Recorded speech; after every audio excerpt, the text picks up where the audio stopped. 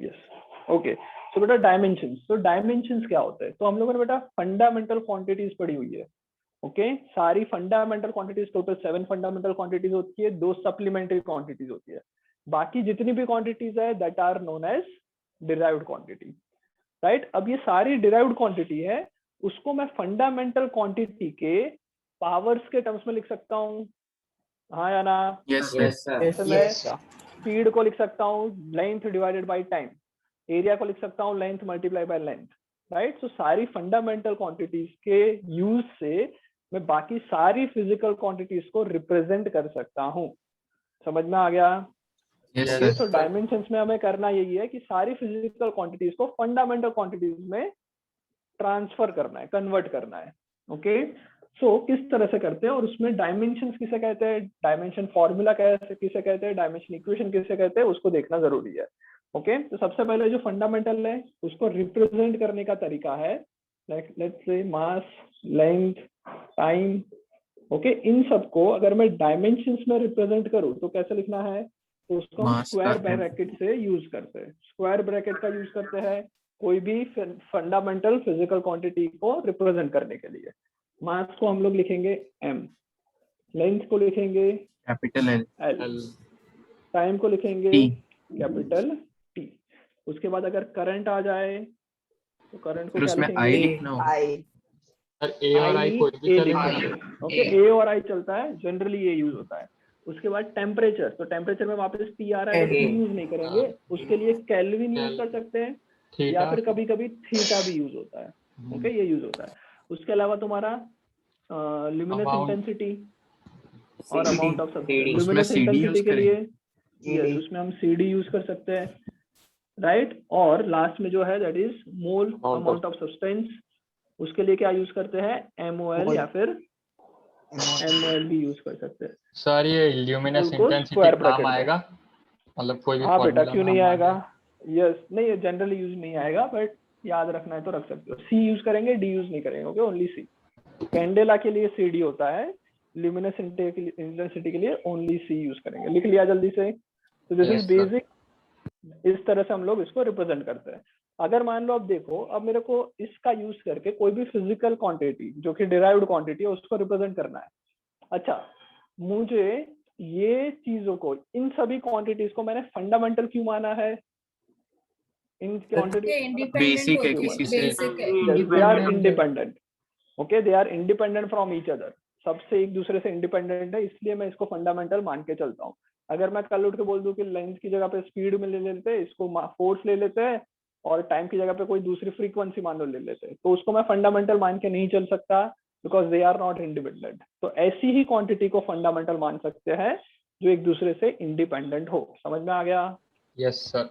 Okay चलो आगे देखते हैं। सो अगर मान लो लेंथ, एरिया को मेजर करना है, तो एरिया को कैसे रिप्रेजेंट करेंगे? सो एरिया क्या होता है? Length into length. Okay so basically हम लोग क्या कर रहे हैं? लेंथ को 2 बार मल्टीप्लाई कर रहे हैं, तो हम लोग L² लिख सकते हैं। ओके L² ऐसे भी लिख सकते हैं। कोई डाउट? No sir. समझ में आ गया? सर अंदर भी लिख अंदर भी लिख सकते हैं और ब्रैकेट के बाहर भी लिख सकते हैं, बाहर भी लिख सकते हैं। जनरली तुम हर जगह पे अंदर लिखते हो बिकॉज MLT तीनों को ब्रैकेट के अंदर रखना है इसलिए। ओके ये तो हमने एक लिखा तो एक के लिए तुम बाहर लिखोगे तो भी कोई फर्क नहीं पड़ेगा ज्यादा, पर आगे आगे पता चलेगा कि और भी होते हैं। सो एरिया के लिए मैंने L² लिख लिया। अगर मेरे को चाहिए स्पीड, क्या लिखूंगा?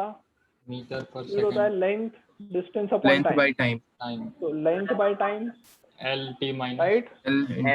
क्या करेंगे? L के लिए 1 है, T के लिए डिवीजन है तो -1, LT -1 हो जाएगा। हाँ सर। ओके समझ में आ रहा है सबको? Yes sir. सिमिलरली अगर मान लो फोर्स बोल रहे हैं तो फोर्स क्या होगा? मास एक्सेलरेशन, मास इनटू एक्सेलरेशन। तो मास के लिए kg, उसका m आ जाएगा, मास के लिए m आ गया। उसके बाद क्या करेंगे? मीटर पर सेकंड स्क्वायर। मीटर क्या होगा? लेंथ L की पावर 1, T की पावर -2। M1 L1 T -2। समझ में आ रहा है? Yes sir.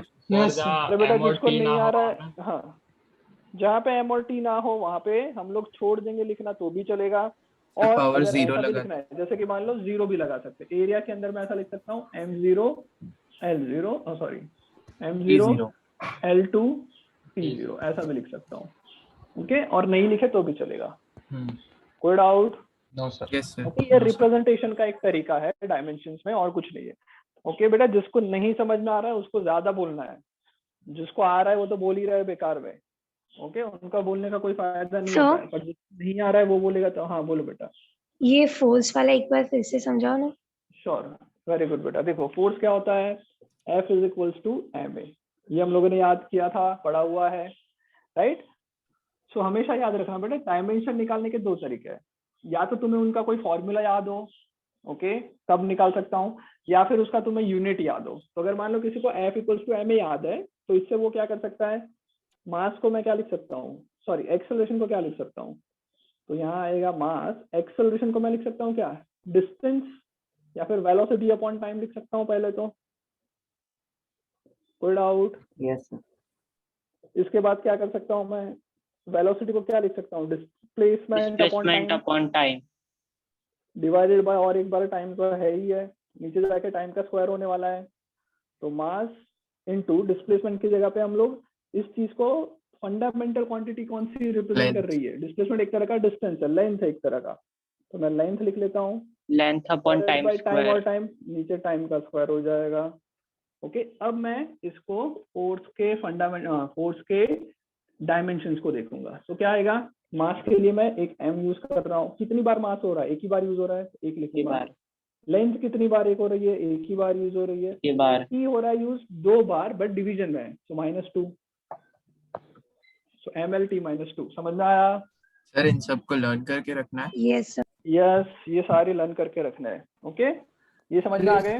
डेफिनेशन क्या होगी डायमेंशन? करते बेटा, डेफिनेशन भी डिस्कस करते हैं, 1 मिनट रुक जाओ। ये समझ में आ गया फोर्स। इसका दूसरा तरीका याद रखने का, तो बेटा फोर्स का अगर किसी को यूनिट पता हो तो यूनिट केजी होता है मीटर पर सेकंड स्क्वायर। मीटर पर सेकंड स्क्वायर। न्यूटन याद रखने से कुछ नहीं होने वाला। ओके, न्यूटन याद रखने से कुछ नहीं होने वाला। केजी मीटर पर सेकंड स्क्वायर, केजी किसका यूनिट है, मास का, मास मीटर किसका है, लेंथ का, टाइम -2 हो गई, MLT -2 आ गया। समझ में आया? Yes sir. कोई डाउट? ओके, चलो एक तरह से वर्क, इसके बाद वर्क का निकाल के दिखाओ। सब लोग वर्क का निकाल के रखो, जिसको आता है वो चुप बैठेगा। ओके, ज्यादा नहीं बोलना है, ये सिंपल चीज है। जब रियल फिजिक्स स्टार्ट होगी तब आंसर देना, तब मुझे मजा आएगा। सर इसमें चिल्लाने का मतलब नहीं है। सर वर्क का, बताओ सर वर्क का होगा सर m की पावर 1, l की पावर 2 एंड t की power -2, right sir? Okay okay, समझ में आ गया बेटा। वर्क का कैसे निकालना है, वर्क होता है फोर्स इनटू क्या, डिस्प्लेसमेंट, फोर्स इनटू डिस्टेंस या फिर डिस्प्लेसमेंट, जो भी बोलना है बोल सकते हो, बिकॉज डायमेंशन के हिसाब से दोनों सब सेम है। तो वर्क का होता है फोर्स इनटू डिस्प्लेसमेंट। फोर्स का तुम्हें पता है, अब मैं पूरा वापस नहीं करूंगा, फोर्स का याद रख लूंगा, कितना है, MLT -2। तो मैं लिख लेता हूँ फोर्स का MLT -2 मल्टीप्लाई बाय डिस्प्लेसमेंट या फिर डिस्टेंस, जो कि एक तरह की लेंथ है, L से मल्टीप्लाई होगी, L और L इधर आके क्या हो जाएगा, L square L square T -2। समझ में आया? कोई doubt? Yes sir. No sir. समझ में आ गया यहाँ तक? कोई डाउट किसी को? No sir. No sir. Okay, तो आगे हम लोग करेंगे इसके और, पर पहले इसकी डेफिनेशन लिख लेते हैं। चलो डेफिनेशन लिख लो। डायमेंशंस एक्चुअली क्या है? हाँ बोलो भाई। सर एरिया जो होता है वो वेक्टर होता है कि स्केलर? वो अभी क्यों डिस्कस करना है बेटा, आएंगे तब हम लोग उसको डिस्कस करेंगे। ओके, एरिया वेक्टर होता है, पर हम बाद में डिस्कस करेंगे क्यों होता है उस पर। Okay yes sir. चलो आगे बढ़े। सो लिखो डायमेंशन, सबसे पहले लिखो डायमेंशंस। बेटा डायमेंशन बेसिकली क्या होता है, तो बेसिकली डायमेंशन जो है वो इस पावर्स को डायमेंशन कहते हैं। जो पावर हमने लिखी ना, फोर्स का डायमेंशन लिखा M1 L1 T -2, तो डायमेंशन इस चीज को नहीं कहते। Dimension is the powers, dimension is the powers of any fundamental physical quantity which is used to represent any derived quantity. समझ में आया? कोई भी डिराइव्ड क्वांटिटी को रिप्रेजेंट करने के लिए बोल रहा हूँ कोई भी डिराइव्ड क्वांटिटी को रिप्रेजेंट करने के लिए फंडामेंटल क्वांटिटी के ऊपर हम जो पावर्स लगा रहे हैं, this powers are known as dimensions. So अगर मैं पूछूं कि फोर्स का डायमेंशन क्या है, तो इतना क्वेश्चन से काम नहीं चलेगा। ओके, मुझे पूछना पड़ेगा फोर्स का डायमेंशन मास में कितना है। तो मैं बोल सकता हूँ कि फोर्स का डायमेंशन मास में है 1, लेंथ के लिए है 1 और टाइम के लिए कितना है -2 -2 डायमेंशन है। समझ में आ रहा है? यस तनिष, Yes, कोई sir. डाउट? सर मेरा तनिष, ये सवाल okay, था कि सर जैसे वर्क और पावर की यूनिट जूल होती है, ठीक है सर, तो हाँ, तो ये दोनों का दोनों जो डायमेंशन फिजिक्स, सेम आएगा। हाँ सर वही होगा ना। यस यस सेम आएगा। ओके चलो लिखो, डेफिनेशन लिखवा रहा हूं मैं, लिखो the dimensions of any physical quantity, the dimensions of any physical quantity are powers, the dimensions of any physical quantities are the powers to which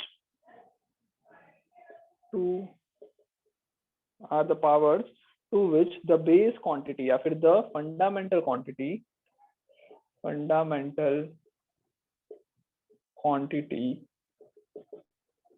is raised to represent the quantity. Okay, so dimensions are of any physical quantity are the powers to which fundamental quantities are raised. Fundamental quantities को हम लोग कितने से multiply, कितने times multiply करेंगे, उसको हम लोग उसके डायमेंशंस कहते हैं। समझ में आया? Yes, sir. चलो लिख लो जल्दी से।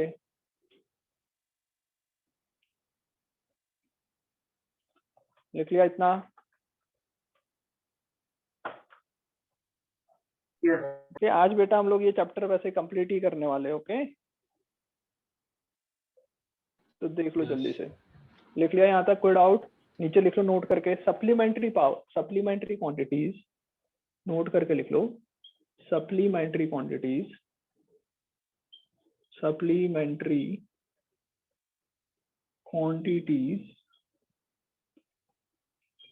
have units but dimensionless. doesn't have dimensions. Okay, so supplementary quantities ही एक ऐसी क्वांटिटीज है पूरे वर्ल्ड में जिसके पास यूनिट है। जैसे हम लोगों ने एंगल पढ़ा था, एंगल का यूनिट होता है रेडियन। ओके, सॉलिड एंगल का यूनिट होता था स्टीरेडियन। तो एंगल के पास यूनिट्स है, उनके यूनिट्स है, but it doesn't have any dimensions. तो सिर्फ ये दो ही क्वांटिटी ऐसी है जिसके पास यूनिट है बट डायमेंशन नहीं है। बाकी जितनी भी क्वांटिटीज होगी, हाँ सॉलिड एंगल बताया था ना सर, उसके पास तो है ना सर डायमेंशन, सर वो तो 3 नहीं है बेटा अरे वो डायमेंशन अलग है बेटा, लेंथ और रेडियस 2 डायमेंशन नहीं बेटा। डायमेंशन मतलब ये जो लिखा वो डायमेंशन की बात चल रही है। Okay yes sir. Okay, so supplementary quantities have units but doesn't have dimension. बाकी जितनी भी क्वांटिटीज है उनके पास अगर यूनिट्स होंगे तो पक्का डायमेंशंस हो गए ही होंगे। ओके, और जो यूनिटलेस क्वांटिटीज है उनके डायमेंशंस भी कुछ नहीं होंगे। जैसे कि मान लो रिलेटिव डेंसिटी, ओके, या फिर तुमने 10th में पढ़ा था रिफ्रैक्टिव इंडेक्स। उसमें क्या करते थे, स्पीड डिवाइडेड बाय स्पीड करते थे, तो उसके कोई यूनिट्स भी नहीं है और उसके कोई डायमेंशंस भी नहीं होते। ओके, सो लिख लो next, unitless quantities are always dimensionless. Yes बोलो। सर डायमेंशनलेस मतलब वो कैसे फॉर्म में एग्जिस्ट करती है? डायमेंशनलेस का मतलब ये हुआ कि ये इन पे डिपेंड नहीं कर रहा है। डायमेंशन क्या होता है? Dimension are the powers to which the fundamental quantity is raised. तो अगर मैं एंगल की बात करूं तो एंगल का रिलेशन कोई भी फंडामेंटल क्वांटिटी से है ही नहीं, तो उसको मैं डायमेंशनलेस कहूंगा।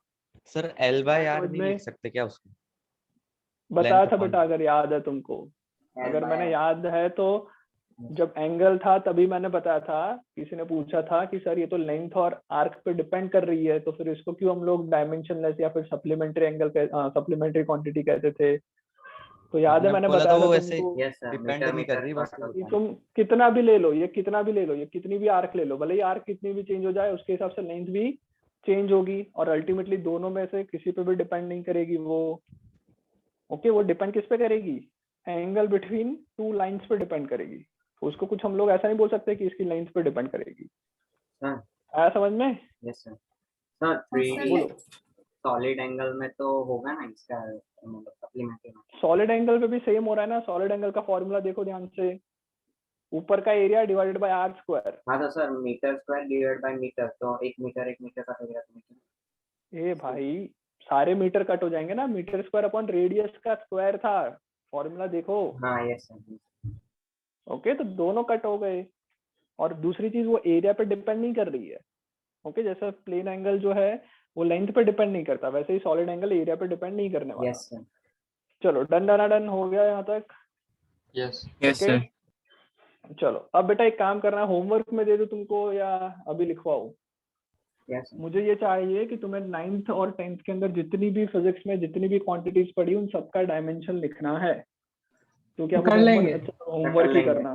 सर कितनी पड़ी होगी लोगे? क्या हाँ तुमको सर कर मालूम लेंगे पड़ेगा? आप। कितनी पड़ेगा तो याद तो नहीं। पक्का कर लोगे? मेरे को Yes, sir. टोटल आराम से। 25 से Yes, मिनिमम 25 चाहिए, मिनिमम मुझे 25 क्वांटिटीज चाहिए। ओके, अभी तक जितनी भी सर वापस physics में रिपीट पढ़ी कर है सब। सकते हो होमवर्क? क्या बोल रहे हो बेटा? सर आप होमवर्क वापस रिपीट कर सकते हो? होमवर्क ये है कि अभी तक 9th एंड 10th में मिला के तुमने जितनी भी फिजिक्स में फिजिकल क्वांटिटी पढ़ी है उनके डायमेंशंस लिखने हैं। ओके, MLT के फॉर्म में।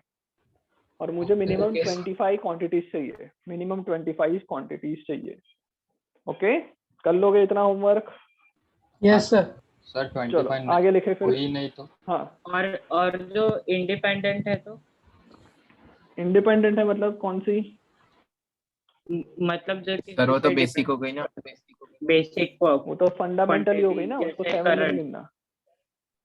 करंट तो फंडामेंटल में ही आया, फंडामेंटल में ही आ गया ना करंट। उसको भी तो लिखे वो नहीं, उसको क्यों लिखोगे? नहीं नहीं 25 नहीं नहीं नहीं ऐसा नहीं, 25 मिनिमम करना, उससे ज्यादा हो जाए तो बहुत बढ़िया। ओके, 7 फंडामेंटल को छोड़ के 25। हाँ।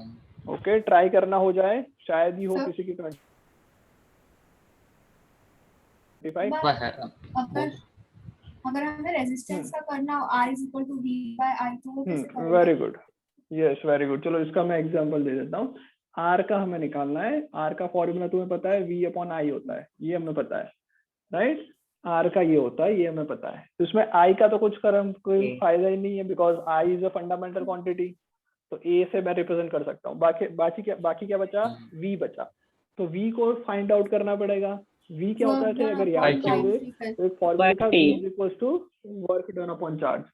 Okay, work done upon charge, ये फॉर्मूला था। वर्क का निकालते हैं। वर्क क्या होता है? वर्क का भी थोड़ी देर पहले ही किया था, फोर्स इनटू डिस्प्लेसमेंट, और जिसका हमने निकालना था M/L/2 T-2, राइट? ये निकाला था हमने थोड़ी देर पहले वर्क के लिए। हाँ सर।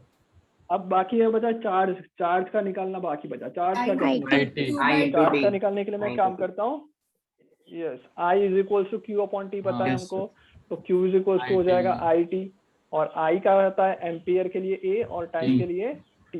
A1 T1 हो गया Q का। वर्क का भी मिल गया और Q का भी मिल गया, तो पोटेंशियल का भी मिल जाएगा क्या? तो आ जाएगा ML2 T-2, और नीचे क्या है? A⁻1 T⁻1।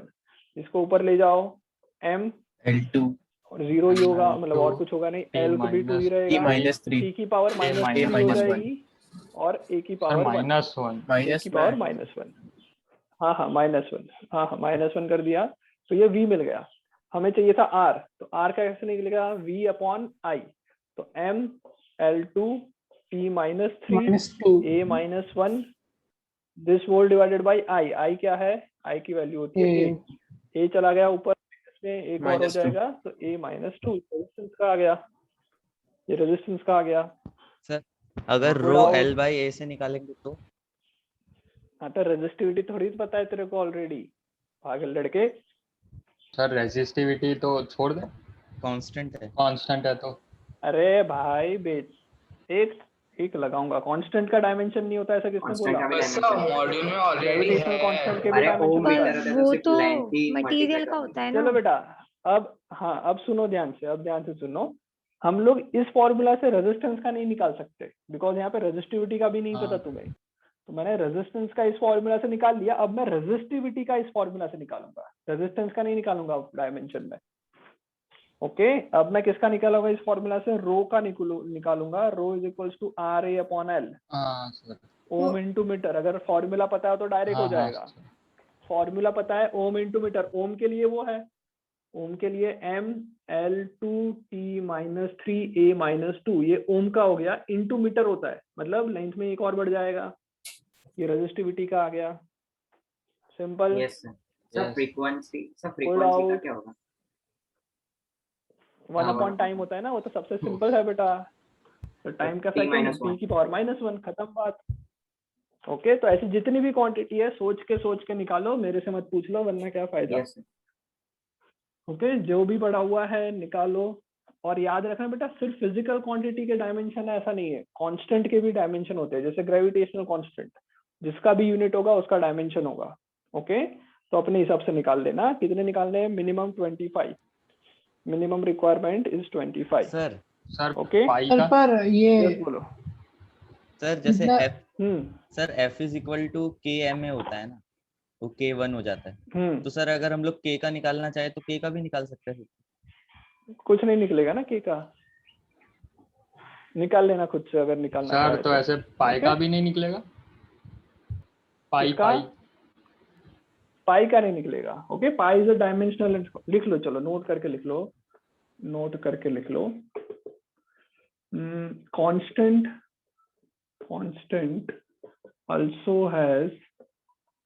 also have dimensions। Okay, सारे कांस्टेंट नहीं, some constant also have dimensions। Sir पर पाई तो पाई का कोई डायमेंशन नहीं है। हाँ, तो वो सर, डायमेंशनल लेंथ कांस्टेंट है। पर वो तो एक वैल्यू होती है ना, जिसको हम पाई बोलते हैं। नहीं, पाई कांस्टेंट है। हाँ, तो एक वैल्यू होती है जिसको हम पाई बोलते हैं, तो उसको क्या, उसका क्या बोल रहे हो तुम? सही बोल रहे हो, बहुत बढ़िया। तो वही Question तो क्या है तुम्हारा? पूछना था कि सर ये अगर वो जब हम नंबर नहीं लेते हैं डायमेंशन में उसकी वो, तो फिर हम लोग ग्रेविटेशनल उसका यूनिट होना जरूरी है बेटा, यूनिट होना जरूरी है। अगर जिसका भी यूनिट है उसका डायमेंशन होगा, यूनिट नहीं है तो डायमेंशन भी नहीं होगा। तो ओके, पाई सिर्फ की सप्लीमेंट्री unit एंगल होती है। है। पाई की नहीं होती ना यूनिट, मैंने कहा बोला कि उसकी कोई डायमेंशन होगा, मैंने लिखा ना some constant also have dimensions. Yes sir. Pi का नहीं है कोई डायमेंशन, मत लिखो, कौन बोल रहा है। चलो, constant which has no dimension, which has no dimension। Okay, ये मैं टाइम पास के लिए लिख रहा हूँ, ये सब लिखना नहीं चाहिए मुझे, पर लोग नहीं समझ रहे। कांस्टेंट है which has no dimensions are called dimensionless constant। खुश? dimensionless constant, तो इसमें पाई आ जाएगा तुम्हारा। ओके, उसका कोई डायमेंशन नहीं होगा। पर जो ग्रेविटेशनल कांस्टेंट है उसका कुछ डायमेंशन होगा, तो उसका तुम निकाल सकते हो, लिख सकते हो। ओके, चलो done. Yes yes sir. Sir इससे हमें ये आगे भी पता बढ़ते हैं। चलता है कि कांस्टेंट जिसकी वैल्यू 1 होती है वो डायमेंशनलेस होता है। ऐसा किसने बोला यार? सर 1, क्योंकि देखो सर इसकी F is equal to K M है, तो F divide by M is equal to K, तो 1 आएगा। अरे पर पाई की वैल्यू 1 कहाँ होती है? अरे पाई तो पाई यार, की वैल्यू 1 नहीं होती। सर रहने दो, चलेगा। ऐसा हाँ, तुम बेकार में डिस्कशन कर रहे हो। कुछ को मतलब ऐसे बहुत ही सवाल पूछते हैं, तो पर्सनल में मैसेज कर लेना। हाँ, दिया हुआ है, उसमें से देख देख के लिखोगे तो कोई फायदा नहीं होगा, खुद से बना के लिखना। ओके, मुझे भी पता है मॉडल में दिया है। चलो, उसमें बहुत सारी क्वांटिटीज दे रखी है ऑलरेडी, तो अगर नहीं मिले, कुछ फंस जाओ, तब उसका यूज करना। पहले खुद से लिखने का ट्राई करो। आगे लिखो, नेक्स्ट, प्रिंसिपल ऑफ होमोजेनिटी, या फिर हम इसको लोग लिख सकते हैं प्रिंसिपल ऑफ होमोजेनिटी से अच्छा लिखो application of dimension analysis. Okay, dimensional formula से हम लोग क्या क्या कर सकते हैं, डायमेंशनल फॉर्मूला से हम लोग क्या क्या कर सकते हैं, that is known as application of dimensional analysis, right. So very simple, सबसे पहला काम क्या कर सकते हैं, सो कोई भी डायमेंशन से हम लोग कोई भी फॉर्मूला जो है, कोई भी फॉर्मूला जो है वो ट्रू है, मतलब करेक्ट है या नहीं है, वो फाइंड आउट कर सकते हैं। ये लिखना मत अभी, ओके, करेक्ट या इनकरेक्ट है या नहीं है वो फाइंड आउट कर सकते हैं। This is first application of dimensional analysis. क्या यूज करना है, किस तरह से यूज करना है, तो हमेशा बेटा एक चीज याद रखनी, ये लिखना मत, ओके, जो बोर्ड पे चल रहा है अभी मत लिखना। हमेशा एक चीज याद रखो, क्या मैं 1 सेकंड में 5 किलोमीटर ऐड कर सकता हूँ? No sir. No sir. No sir. क्या मैं 10 मीटर में से 5 सेकंड सब्ट्रैक्ट कर सकता हूँ? No sir. No sir. नहीं कर सकता। विच मीन्स कि जो भी फॉर्मूलाज है उसके अंदर जहां पे भी एडिशन या सब्ट्रैक्शन होता है, तो वहां पे हमेशा याद रखना कि दोनों की फिजिकल क्वांटिटी क्या होनी चाहिए, दोनों के डायमेंशंस क्या होने चाहिए, सेम होने चाहिए, तभी मैं एडिशन या सब्ट्रैक्शन कुछ कर सकता हूँ। समझ में आया? This is known as principle of homogeneity. Principle of क्या कहते हैं इसको? होमोजेनिटी कहते हैं। तो लिखो पहला point, the dimensions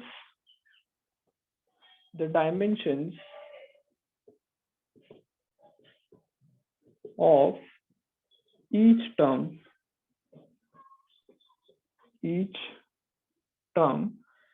must be same in any equation। कोई भी इक्वेशन हो, ओके, उसके अंदर डायमेंशन जो है वो हर एक टर्म के क्या होने चाहिए, सेम होने चाहिए। हर एक टर्म के इक्वेशन में डायमेंशन सेम होने चाहिए। एग्जांपल तुम लोगों ने पढ़ा है v = u + at, पढ़ा है? यस हाँ कितने सर। टर्म है इस इक्वेशन में, कितने टर्म है इस इक्वेशन में, कितने टर्म है, सर। 4 कितने टर्म है? 4 चार। टर्म नहीं है बेटा, टर्म तीन। टर्म मतलब एडिशन या सब्ट्रैक्शन वाले। तो एक ये है, एटी को एक ही ये है, गिनना और है ये सर। मिला के एक है। 80 को एक गिनना है। ये यहाँ पे एक, ये दूसरा, ये तीसरा है। ओके, तो इन सबके डायमेंशन चेक करो, सेम होंगे। सबके डायमेंशन चेक करो। ये स्पीड दिखा रहा है LT-1, ये भी LT-1। AT में क्या होगा, एक्सेलरेशन का क्या होता है, मीटर पर सेकंड स्क्वायर, मतलब लेंथ और T⁻²। मल्टीप्लाई बाय टाइम कर रहा हूँ तो T⁻1 एक ऐड हो जाएगा, सॉरी मल्टीप्लाई हो जाएगा। सो LT⁻² इंटू T कितना हो जाएगा, LT⁻1। तो देखो इसका भी सेम, इसका भी सेम, इसका भी सेम। समझ में आया? ओके। सिमिलरली इधर देखो, UT का और डिस्प्लेसमेंट का सिर्फ क्या होगा, L होगा। UT मतलब लेंथ सॉरी, UT मतलब क्या आएगा, स्पीड इंटू टाइम। स्पीड कितना है, LT-1, और फिर मैं T को मल्टीप्लाई कर रहा हूँ, T-1 और T कैंसिल होके बचेगा L। सिमिलरली AT² का भी देखो, एक्सेलरेशन का क्या, LT-2, टाइम का स्क्वायर कर रहे हैं, T² हो गया, क्या बचा फाइनली, L बचा। सभी का डायमेंशन सेम है। Okay sir. Okay, so the dimension of each terms must be same in any equation. इससे मुझे क्या पता चलेगा, इससे मुझे दुनिया में कोई भी इक्वेशन दिया हो वो सही है या गलत है वो समझ में आ जाएगा। ओके। कोई डाउट? सर दुनिया का नंबर भी नहीं गिनने का ना? हाँ, नंबर्स के पास कोई डायमेंशन नहीं है। जिसके पास डायमेंशन नहीं है उसको हटा दो। ओके, जिसके पास डायमेंशन नहीं है उसको कंसिडर में नहीं करना है। सर तो उसका लिमिटेशन भी है ना, कि हाँ, मतलब वो करेंगे, गलत लिमिटेशन डिस्कस करेंगे। इक्वेशंस को भी कई बार सही बता देगा। यस। चलो, तो बेटा इससे क्या होता है, इससे मैं सिर्फ एक चीज कर सकता हूँ कि कोई भी इक्वेशन दिया हो वो डायमेंशनली करेक्ट है या नहीं है वो फाइंड आउट कर सकते हैं। जैसे एक इक्वेशन देता हूँ, लेट्स से टाइम = 2π√L/g। क्या ये डायमेंशनली करेक्ट इक्वेशन है? तो उसके लिए क्या करना पड़ेगा मेरे को, left hand side and right hand side का डायमेंशन चेक करना पड़ेगा। चेक करके बताओ सही है या नहीं है। चेक करके बताओ, डायरेक्ट नहीं, वो तो सबको पता है सही है इक्वेशन, बट चेक करके बताओ सही है या नहीं है। तो मैं LHS का करता हूँ, क्या है, बेचारा अकेला टाइम है, तो M0 L0 T⁻1, ये इधर का 2π भी डायमेंशन नहीं हो गया। गिनने का ना? 2π is a constant, it is a dimensionless हाँ constant. Sir, dimensionless constant है मतलब इसका गिनने की जरूरत नहीं है, L/g का गिनेंगे। L का क्या होता है, L का है L⁻1। G क्या है, एक्सेलरेशन ड्यू टू ग्रेविटी, एक तरह का एक्सेलरेशन है, तो L की पावर 1 T की पावर -2, और इन सब के अंदर क्या है, इसके ऊपर रूट लगा हुआ है, मतलब इन सब की क्या आएगी, हाफ पावर आएगी। हाँ, अलग से मैं लिख लेता हूँ, इसका power total half power. Okay, root के लिए मैंने लिखा, ये कितना होगा, अंदर आएगा L और L मल्टीप्लाई होकर L² T की पावर -2, इन सर पूरे L का by T हाफ कर आया, लो। अच्छा डिवीजन में ना, सॉरी क्या है, L by T आया। L, यहाँ L by L कैंसिल होने वाला है ना, ये डिवीजन में हाँ। है, सॉरी ये डिवीजन में है, मतलब this is divided by this, so L divided by L की पावर 1 T की पावर -2। सर अभी इसका डिवीजन हो रहा है, L से L कैंसिल होगा, L से L कैंसिल होगा, तो T की पावर -2 बचे, T की पावर +2 हो जाएगी ऊपर आके, और इस और पूरे का हाफ के हाफ साथ कैंसिल हो जाएगी। बचेगा T। समझ में आया? Yes sir. ओके, सो अगर ये सेटिस्फाई हो रहा है, LHS RHS का डायमेंशन इक्वल आ रहा है, which means it is a dimensionally correct formula. अब इसकी लिमिटेशन क्या होगी, तो लिमिटेशन में मैं ऐसा भी बोल सकता हूँ कि इनिशियली ये फॉर्मूला में मान लो ऐसा दिया है कि T = 4π² √L/G। अगर तुम्हें फॉर्मूला ये दिया है तो भी डायमेंशनली तो करेक्ट आएगा, बिकॉज ये तो डायमेंशनल लेस क्वांटिटी है। समझ में आ रहा है? हाँ सर। यस। ओके, तो ये फॉर्मूला गलत हो जाएगा। ओके, ये फॉर्मूला फिजिकली गलत हो जाएगा। Dimensionally it is a correct formula, dimensionally it is an correct formula, but physically this formula is wrong. कोई डाउट? तो सर सर, मतलब जो physically- फॉर्मूलाज हाँ, डायमेंशनली करेक्ट होते हैं जरूरी नहीं है कि वो वो जरूरी नहीं है कि हमेशा करेक्ट हो, वो हमेशा करेक्ट हो ऐसा जरूरी नहीं है। सिर्फ उससे आप तुमको एक बोल सकते हैं कि अगर कोई फॉर्मूला डायमेंशनली इनकरेक्ट है, विच मीन्स वो ऑलवेज करेक्ट है, बट अगर जो फॉर्मूला डायमेंशनली करेक्ट है वो हमेशा करेक्ट हो ऐसा जरूरी नहीं है, because of some dimensionless quantities, because of some constants. तो ऐसे कांस्टेंट की वजह से डायमेंशनली वो इनकरेक्ट भी, सॉरी फिजिकली वो इनकरेक्ट भी हो सकता है, भले ही डायमेंशनली करेक्ट हो। आया समझ में? हाँ सर। सर तो ओके, यस कांस्टेंट बोलो। के बिना वाली सभी फॉर्मूला डिराइव हो सकती है? डायमेंशनली बेटा ऐसा नहीं, जैसे जैसे तुमको कोई इक्वेशन, किसी साइंटिस्ट ने, जैसे कोई एक साइंटिस्ट ने एक फॉर्मूला बना के दे दी तुमको, तुम्हें चेक करना है वो सही है या गलत है, तो वो तुम कैसे चेक कर सकते हो? डायमेंशनल एनालिसिस से। ओके, अगर LHS एंड RHS की डायमेंशनल इक्वल है तो हो सकता है कि वो सही है, हो सकता है। ओके, बट अगर LHS और RHS का डायमेंशन ही अलग आ रहा है, विच मीन्स वो कंप्लीटली गलत ही है। ओके। आया समझ में? हाँ चलो, कोई और कुछ पूछ रहा था? कोई डाउट? No sir. सर आपने वहाँ पे सर ये M0 और L0 लिखो, वो लिखना जरूरी है या फिर हम डायरेक्ट T-1 लिख सकते हैं? नहीं, डायरेक्ट T-2 T-1 लिख सकते हैं, T+1 लिख सकते हैं, M0 L0 लिखने की जरूरत नहीं होती। ओके, बट लिखोगे तो भी गलत नहीं है।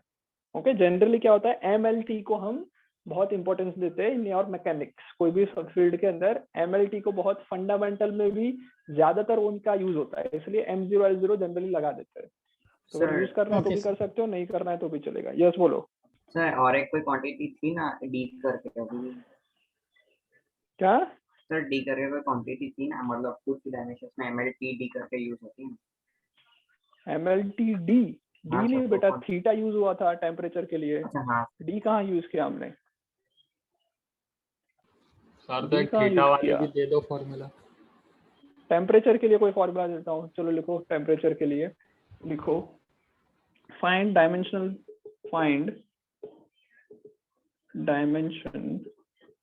Of specific heat. फॉर्मूला दे रखा है Q = mc delta T। This is formula for mc delta T। तुम्हें स्पेसिफिक हीट फाइंड करना है। स्पेसिफिक हीट का मतलब ये जो छोटा सा c दिख रहा है वो फाइंड करता है, वो इसकी डायमेंशन फॉर्मूला फाइंड करनी है। Q जो है वो क्या है? It is heat energy. Q है तुम्हारा हीट एनर्जी, M रिप्रेजेंट कर रहा है मास, और डेल्टा T मेजर हो रहा है, टेम्परेचर मेजर कर रहा है। Okay, try to find out specific heat की डायमेंशनल फॉर्मूला। डेल्टा टी तो मुझे ये नहीं होता है। डेल्टा T मतलब टेम्परेचर मान लो उसको। ओके, डेल्टा का कोई मतलब वो एक सिर्फ नंबर, मतलब वो चेंज को रिप्रेजेंट करने के लिए यूज हो रहा है फॉर्मूला में, बट डेल्टा का कुछ मतलब नहीं है। डेल्टा T एक कॉमन चीज है। सर पर क्वेश्चन में तो वो ऐसा डिफरेंस यूज होता है ना। हाँ तो उसका कोई डायमेंशन तो टेम्परेचर का ही रहे ना। अरे भाई एक्सेलरेशन निकालते हैं तो एक्सेलरेशन क्या होता है, चेंज इन वेलोसिटी। चेंज को हम डेल्टा से रिप्रेजेंट करते हैं। Acceleration equals to delta V by T, this is formula for acceleration, right. उसका कोई डायमेंशन से कोई फर्क नहीं पड़ने वाला ना। अभी भी डायमेंशन तुम हाँ L सर, हाँ। 1 -1 से ही करोगे, तो उस तरह से इसका निकाल के दिखाओ जल्दी से। सर क्या सर है? T is equal to Q divided by M delta T. Dimension निकालना बेटा। Sir sir M0 L2 T-3 K-1 sir ये सर हीट सर क्या आ एनर्जी रहा मेरा है बोलो, A1 लेना M सिर्फ -1 आ रहा है। कितना आ रहा है, एक एक करके बोलो। A1 M -1 A1 और M -1 A कहाँ से आया बेटा? सर उसने कूलम समझ लिया थी तो। A नहीं है बेटा, ये A सर कहाँ से आ L गया? स्क्वायर T एम्पियर होता है minus 2 square and L theta square. -1। एक मिनट वापस बोलो। L square T L minus square 2 square T और -2 थीटा, बोलो ना, उसका स्क्वायर क्यों बोलो? हाँ हाँ थीटा सॉरी, और थीटा -1। -1। ओके ये आ रहा है मेरा इसका। भी ये आ रहा है। ओके चलो देख लो कैसे करते हैं। Q is equal to MC डेल्टा T, this is the formula. Okay अब देखो बेटा, इसमें C की वैल्यू हमें चाहिए, C का डायमेंशनल फॉर्मूला चाहिए। तो C को मैं क्या लिख सकता हूँ, Q upon M delta T। Q क्या है? Q होता है हीट एनर्जी। अब तुम बोलोगे सर हीट एनर्जी का तो फॉर्मूला आपने पढ़ाया नहीं, जूल्स तो बेटा दिमाग लगाओगे थोड़ा, दिमाग OCD लगाओगे displacement। थोड़ा। हाँ कि बेटा ये क्या है, एनर्जी है। एनर्जी क्या है, एक तरह का वर्क हो सकता है। वर्क का सर ने पढ़ाया था, F dot right. S। Work का तो हम लोगों ने पढ़ा, work F sir dot but S heat से तो हमने निकाला था। पढ़ाई है ना 10th में। वेरी गुड बेटा। तो M1 L2 T-2 यही होगा। ये समझ में आया कैसे आया? Yes sir. किसी को प्रॉब्लम नहीं ना? Q बेटा चार्ज नहीं है यहाँ पे, Q is heat energy, charge समझ मत कर लेना। तो M1 एग्जाम में L2 दिया होगा तो T-2 दिस इज योर क्या चीज। ये मतलब क्यों हमने वहां पे जाके वो समझ लिया तो मतलब एग्जाम में बेटा चार्ज। दिया हो ऐसा जरूरी नहीं भी हो, because this is very famous formula जो पहले भी पढ़ा होता है तुम लोगों ने 7th स्टैंडर्ड में, अगर हायर में पढ़ा होगा तो। वरना शायद ना पढ़ा हो तो याद रख लो कि Q यहाँ पे हीट है, it is not charge. Okay so Q का है एनर्जी, एनर्जी का फॉर्मूला ये लिख लिया। अब हम लोग क्या करना है, M डेल्टा T करना है। तो इसको डिवाइड कर देता हूँ किससे, मास मतलब M और डेल्टा T मतलब टेम्परेचर के लिए थीटा यूज कर रहा हूँ, थीटा की पावर 1 M की पावर 1। तो ये क्या बचेगा, तो M की पावर 1 -1 हो जाएगी, L की पावर 2 रहेगी, T की पावर -2 रहेगी और थीटा की पावर ऊपर आके -1 हो जाएगी। 1 -1 0 होने वाला है। तो M0 L2 T-2 थीटा की पावर -1। ओके L2 थीटा -2 ये भी सही है। कोई डाउट? इसमें हम लोग अगर M में लिखेंगे तो चलेगा ना? हाँ M नहीं Final लिखोगे में। तो चलेगा, मतलब ये भी सही है ये भी सही है, दोनों सही है। लिखोगे तो भी प्रॉब्लम नहीं है और नहीं लिखोगे तो भी प्रॉब्लम नहीं है। जब तक 0 आ रहा है तब तक दिक्कत नहीं है। चलो कोई प्रॉब्लम भाई, आगे बढ़े। ओके तो एक तरीका क्या है, डायमेंशनल एनालिसिस से हम लोग इक्वेशन सही है या नहीं है वो फाइंड कर सकते हैं, राइट। दूसरा तरीका देखते हैं। अब बेटा हम लोगों ने जो लिखा कि हम लोग कभी भी इक्वेशंस में कोई अलग अलग फिजिकल क्वांटिटी को ऐड नहीं कर सकते, राइट। हमने थोड़ी देर पहले देखा कि कोई भी फॉर्मूला में हम लोग अलग अलग क्वांटिटीज को ऐड या सब्ट्रैक्ट नहीं कर सकते, राइट। सो मैं एक क्वेश्चन लिख रहा हूँ, तुम्हें उसका डायमेंशनल फॉर्मूला फाइंड करना है। ओके क्वेश्चन लिख रहा हूँ, उसका डायमेंशनल फॉर्मूला फाइंड करना है। Alpha upon T square is equals to Fv plus alpha upon T square is equals to Fv plus beta by X square. Okay अब इसमें क्या क्या है, तो you have to find dimensions for alpha and beta. Alpha और beta ऐसी चीज है जिसका डायमेंशन तुम्हें फाइंड करने हैं। जो क्वांटिटीज में दे रखा है उसमें क्या क्या चीज है वो मैं बता देता हूँ। यहाँ पे जो t है दैट रिप्रेजेंट्स टाइम, ऐसा बेटा क्वेश्चन में दिया होगा। Okay x represents length, f represents force and v represents speed, right? Sir try तो करो अल्फा एंड बीटा अल्फा का बाय निकालने के टी लिए। स्क्वायर को पूरा एक यूनिट मान ले। अरे तुम अपने हिसाब से सोच के करो, सर से पूछते रहोगे, मैं एग्जाम में नहीं आने वाला। सर ने पढ़ा दिया, क्या सर पढ़ाया अभी मैंने? के लिए पूछ रहे हैं, एक अभी यूनिट के लिए भी मान मत लें पूछो, पूरा। मत पूछना भाई। कौन ठीक है पूछ रहा है ठीक ये? है ठीक है। कौन है? कौन? ये नाम क्या है तेरा? क्या नाम है? कौन पूछ रहा था? गायब हो गया। यू पूछ रहा था, ओके। पूछोगे उससे अच्छा अप्लाई करो, और जो चीज पढ़ाई उस पर ध्यान दो। सर आप एक वो प्रिंसिपल का नाम बताने वाले थे ना, हाँ क्या था वो बताता प्रिंसिपल? हूँ बताता हूँ। पहले ये कर लो सॉल्व। जो हमने टर्म लिखा ना कि हर एक टर्म के इक्वल होने चाहिए, उसको प्रिंसिपल ऑफ होमोजिनिटी कहते हैं। Okay, principle of homogeneity.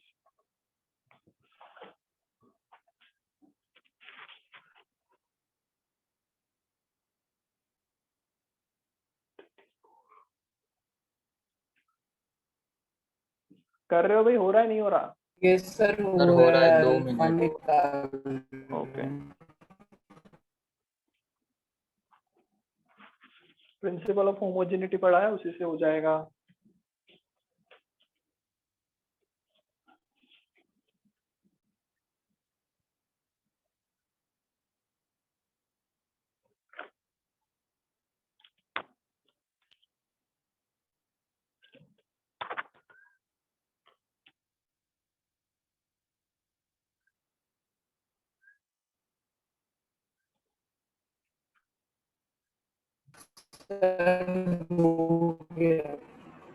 हो गया?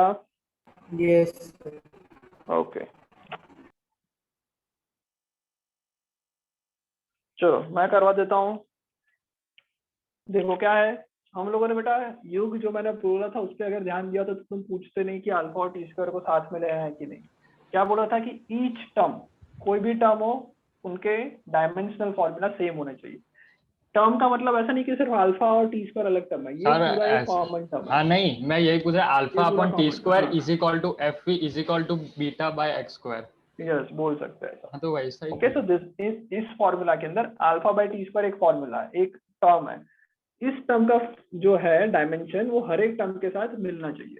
तो इसका मैं क्या क्या पता है, तो मुझे पता है कि अल्फा का नहीं पता, टी स्क्वायर का पता है क्या होता है, टी की पावर 2, क्योंकि टाइम ही रिप्रेजेंट कर रहा है।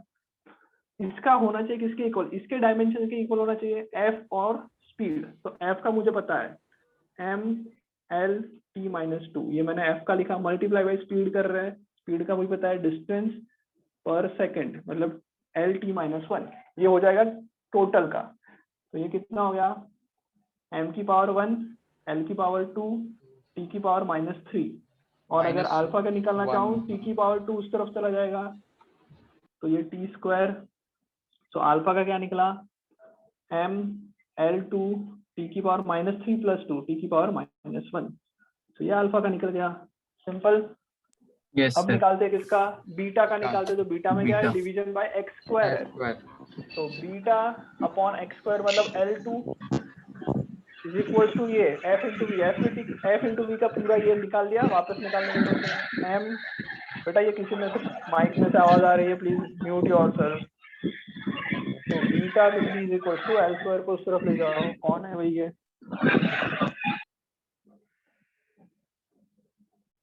अच्छा चला गया।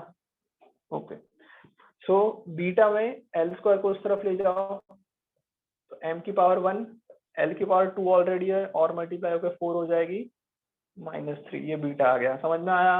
Yes sir. Any doubts? चलो, तो ये एक तरीका हो गया कि हम लोग सर डायमेंशनल फॉर्मूला में जो कांस्टेंट्स है उसको फाइंड आउट कर सकते हैं। कोई डाउट? सर यस बोलो। सर वो बीटा वाला वापस एक्सप्लेन करो। देखो बीटा अपॉन एल स्क्वायर, ये बीटा अपॉन एक्स स्क्वायर, इसका भी डायमेंशन एफ वी के इक्वल होना चाहिए।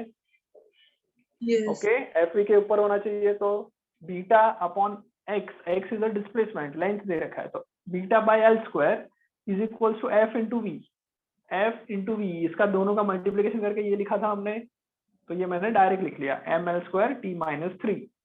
एल स्क्वायर को उधर ले जाओ, तो मल्टीप्लाई होके एल स्क्वायर और स्क्वायर मल्टीप्लाई होके एल की पावर 4 टी की पावर -3। ओके, यस हटा दो इसको, समझ में आ गया?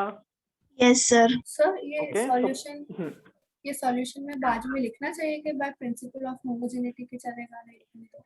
अगर लिखोगे तो बहुत बढ़िया। ओके, लिख लोगे तो बहुत बढ़िया। स्टार्टिंग में लिखना है, बाद में नहीं लिखना है, इनिशियली लिखना है। By principle of homogeneity we can say that each term must have same dimensional formula. So हम लिखेंगे इधर dimensional of alpha by T square is equals to dimension of F V, और फिर ये लिखना है। ओके, ऐसे स्टेप्स बेटा मैं बोर्ड पे नहीं लिखूंगा, एग्जाम में ये चीजें लिखनी है, राइट? डायरेक्ट करोगे तो फिर मार्क्स कट सकते हैं। चलो, सो एक हमने क्या किया, तो पहली मेथड है कि जिससे हम लोग क्या कर सकते हैं, जिससे हम लोगों ने क्या किया, डायमेंशनल फॉर्मूला करेक्ट है कि नहीं वो चेक किया।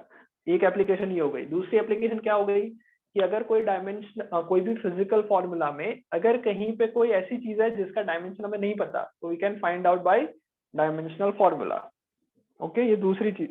तीसरी चीज बेटा क्या कर सकते हैं, तो तीसरी चीज हम ये कर सकते हैं कि अगर मान लो हमें पता है कि मैं एक एक्सपेरिमेंट कर रहा हूँ, एक एक्सपेरिमेंट में मुझे पता है कि जैसे कि लेट्स से एक पेंडुलम का एक्सपेरिमेंट कर रहा हूँ, ये पेंडुलम आगे पीछे हो रहा है, इसका एक्सपेरिमेंट कर रहा हूँ, और साइंटिस्ट को ये पता चल गया कि द टाइम पीरियड, अगर उसको ये पता, ये क्वेश्चन लिख लो, the time period of pendulum, the time period of pendulum depends on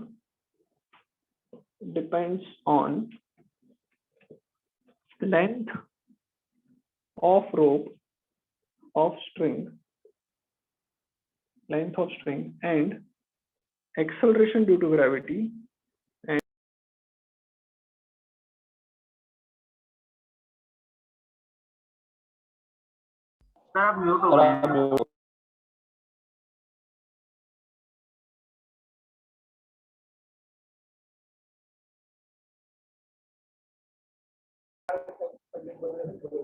sir आप म्यूट हो ऐसा बोल रहा है।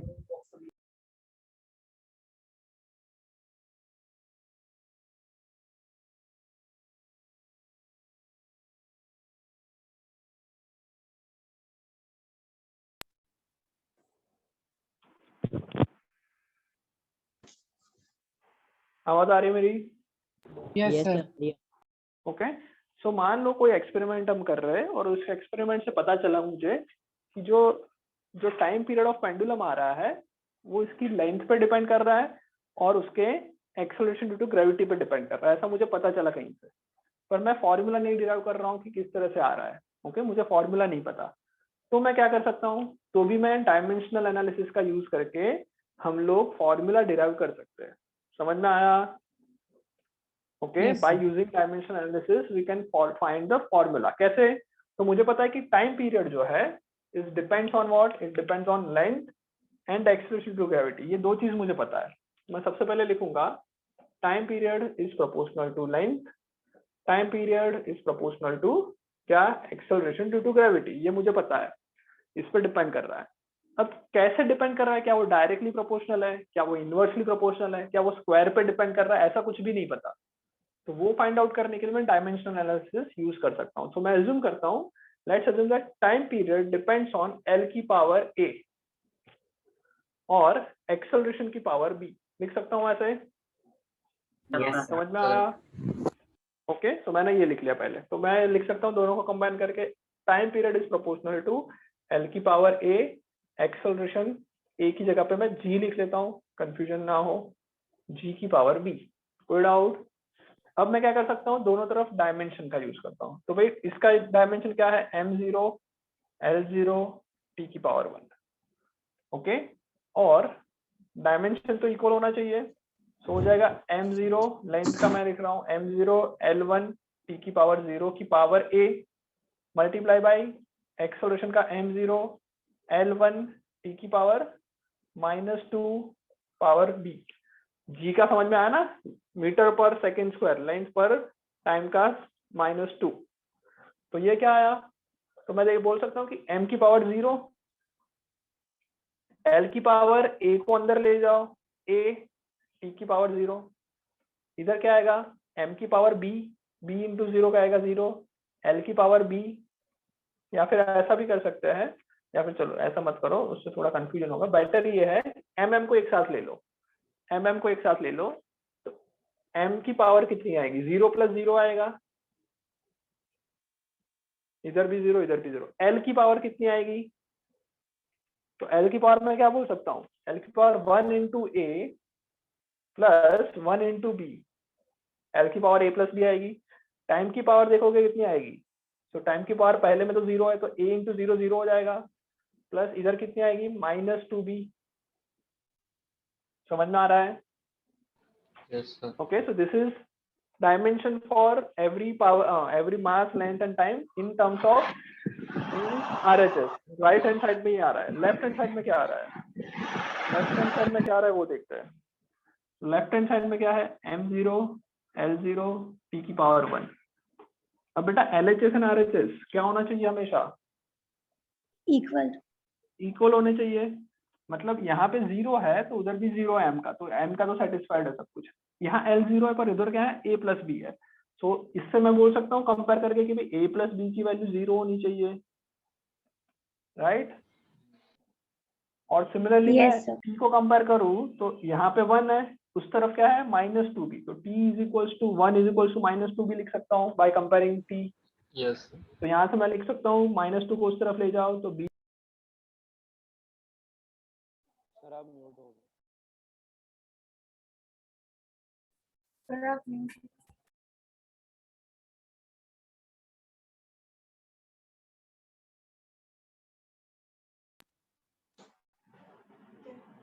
Hello, am I audible? आवाज आ रहा है मेरा? हाँ सर। तो बेटा a की पावर -½ b की पावर ½ ये आ गया मेरा। सो अब मुझे फॉर्मूला क्या मिला, अब मुझे इससे क्या फॉर्मूला मिला, इससे मुझे फॉर्मूला मिल गया t is proportional to l की पावर a की जगह पे क्या लिख लो, a आया ½ इंटू b की पावर क्या आया -½ सो t इज प्रोपोर्शनल टू, इसको मैं लिख सकता हूँ रूट l, b कहाँ लिख रहा हूँ भाई, g, रूट l बाई जी लिख सकता हूँ इसको, ½ एंड -½ ओके। सो देखो Yes. इससे मुझे एक तरह से पता चला कि time period of a pendulum is directly proportional to root of l by G, ये मुझे पता चला। बट एक्चुअल फॉर्मूला क्या है, एक्चुअल फॉर्मूला क्या है, 2 पाई रूट l बाई जी। सो इधर भी एक लिमिटेशन आ गई कि डायमेंशनल एनालिसिस से मैं कोई भी फॉर्मूला डिराइव कर सकता हूँ, बट मैं उसको फिजिकली उसमें कोई कांस्टेंट है या ऐसी कोई चीज है वो नहीं फाइंड कर सकता। ये समझ में आया? ओके। दूसरा इधर से एक और लिमिटेशन बेटा ऐड होती है, एक और लिमिटेशन ऐड होती है, देखो ध्यान से। अगर मान लो ऐसा बोल देते इधर कि कोई दूसरी कोई क्वांटिटी है, कोई दूसरी कोई क्वांटिटी है जो कुछ 3 चीजों पर डिपेंड करती है। लेट्स से कोई भी एक क्वांटिटी है, अज्यूम दैट कि एक क्वांटिटी है कि स्पीड, एक ऑब्जेक्ट जब मान लो वाटर के अंदर कोई लिक्विड के अंदर कोई ऑब्जेक्ट की जो स्पीड है वो डिपेंड करती है लेट्स से ड्रैग फोर्स पे, लेट्स से डिपेंड करती है उसके एरिया ऑफ कांटेक्ट पे, लेट्स से डिपेंड करती है विस्कोसिटी पे। ये सब क्या होता है वो बाद में देखेंगे, बट मान लो ये 3 चीज पे डिपेंड कर रही है। और मान लो कोई और एक चौथी चीज पे डिपेंड करती है, लेट्स से रेजिस्टेंस पे, ओके, या फिर हम लोग कुछ और बोल देते हैं इसकी जगह पे रेडियस पे डिपेंड कर रही है। ओके, 4 चीज पे डिपेंड करिए, अज्यूम दैट। समझ में आ रहा है यहाँ तक? समझ में आ रहा है यहाँ तक? अब देखो इसका MLT फॉर्मूला बनेगा, इसका MLT फॉर्मूला बनेगा, इसकी पावर मैं लिखूंगा कि A है, इसकी पावर लिखूंगा B है, इसकी पावर लिखूंगा C है, इसकी पावर लिखूंगा D है। कोई प्रॉब्लम? No sir. इनके डायमेंशनल फॉर्मूला लिखूंगा, सब कुछ जैसे पहले किया वही किया था। उसके बाद क्या करना था, स्पीड जो था मतलब लेफ्ट हैंड साइड जो है उसमें m की पावर उसकी तरफ से मल्टीप्लाई, मतलब m की पावर कितनी है वो चेक वहां पे करूंगा। चलो ये फॉर्मूला कर ही देखते हैं, एक बार कर लेते हैं, करे या चलेगा? सर विस्कोसिटी क्या होता है? तुमको विस्कोसिटी तुम्हें नहीं पता है, हम बाद में पढ़ेंगे 11th में, डोंट वरी। ओके, बट उसका कोई डायमेंशनल फॉर्मूला होता है, ऐसा समझ लो अभी। ओके, सो मैं अगर करूंगा इधर तो मुझे m से m को कंपेयर करूंगा, इन सब में m की जो पावर आएगी उसको इधर के m से कंपेयर करूंगा, एल की जो पावर आएगी उसको इधर के एल से कंपेयर करूंगा, टी की जो पावर आएगी उसको इधर के टी से कंपेयर करूंगा, हाँ या ना? हाँ सर। सर इतना समझ में आ रहा है? यस ओके, सो मेरे पास एक इक्वेशन मिलेगा एम को कंपेयर करने पे, दूसरा इक्वेशन मिलेगा एल को कंपेयर करने पे, और तीसरा इक्वेशन मिलेगा टी को कंपेयर करने पे। एम एल टी को कंपेयर करने पे 3 इक्वेशन मिलेगा मेरे पास। बेटा यहाँ पे जो वेरिएबल्स है या फिर जो जिसको फाइंड करना है वो कितने हैं? 4 है। और इक्वेशन कितने हैं? 3 इक्वेशन है। तो 3 इक्वेशन से 4 वेरिएबल फाइंड नहीं हो सकते। अगर मेरे पास 3 इक्वेशन को फाइंड करें तो एटलीस्ट 3 ही होने चाहिए इक्वेशन। ओके, समझ में आ रहा है? हाँ सर। यस तो इधर लिमिटेशन वापस आ जाएगी कि ऐसी क्वांटिटी जो ज्यादा लोगों पर डिपेंड कर रही है, 3 से ज्यादा लोगों पर डिपेंड करती है, तो उसके लिए डायमेंशनल एनालिसिस से काम नहीं चलेगा, बिकॉज कुछ क्वांटिटीज जो है उसकी ज्यादा अगर डिपेंडेंसी है तो हम लोग इक्वेशन हमारे पास वेरिएबल 4 हो जाएंगे बट इक्वेशन में 3 ही निकाल सकता हूँ। Okay, so in this case dimensional analysis will fail. तो ये भी लिमिटेशन हो जाएगी एक। समझ में आया? Yes sir yes sir. Sir. Okay, sir बस तो बोलो quantities क्या करें? क्या करना है। इसके बाद फिर इसका यूज नहीं करेंगे, फिर प्रैक्टिकल करके कुछ काम कर लो आगे। सर हाँ बोलो। अगर कोई इक्वेशन में अभी a प्लस बी है उधर पावर में, तो a plus B is equal to 0 आ गया और c प्लस डी 0 आ गया, तो फिर हो गया है मतलब सर। भाई a plus B is equal to 0 आया, c हाँ। Plus D is equal to 0 आया, तो हो थोड़ी गया? हो गया इनकी मतलब value थोड़ी खत्म find हो करनी गया, है। खत्म हो गया, आगे क्या कर खत्म हुआ? ही नहीं सकते ना ऐसा। हाँ, कुछ नहीं कर सकते, सही कहा। हाँ तो ओके, तो लिमिटेशंस भी है इसमें। ऐसा होता है मतलब सर या नहीं हाँ, होता? हो सकता है ना, क्यों नहीं होगा, हो सकता है।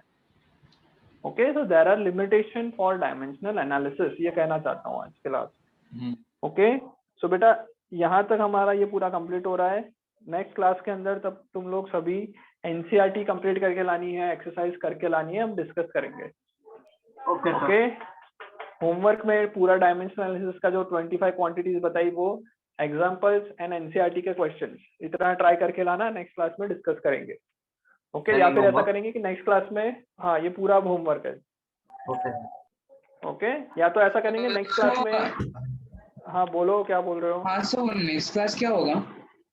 नेक्स्ट क्लास में अगर ऐसा हुआ कि सब लोगों ने नहीं किया है तो इस बार सिर्फ मैं ऐसा करूंगा कि नेक्स्ट चैप्टर स्टार्ट हो जाएगा और फिर इसके एक्सरसाइज के डिस्कशन के लिए अलग से लेक्चर लगाऊंगा।